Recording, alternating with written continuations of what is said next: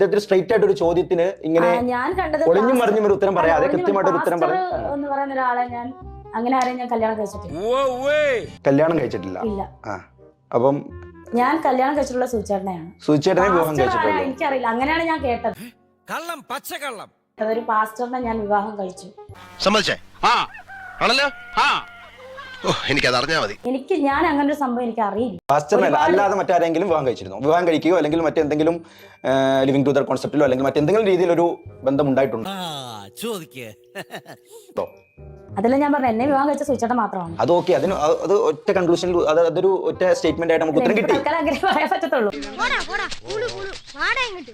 അല്ല, തൽക്കാലം അങ്ങനെ പറയാൻ പറ്റുള്ളൂ. അങ്ങനെ പറയുമ്പോഴാണ് ഇതിനകത്ത് ഒരു സംശയം ജനിക്കുന്നത്.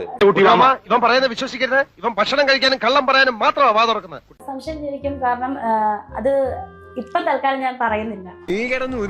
ഇല്ലില്ല, അതല്ല. അത് കുറച്ച് കാര്യങ്ങളുണ്ട്, അതുകൊണ്ടാണ്. അതിപ്പം നമുക്കത് ക്ലാരിഫിക്കേഷൻ നടത്താൻ പറ്റില്ല.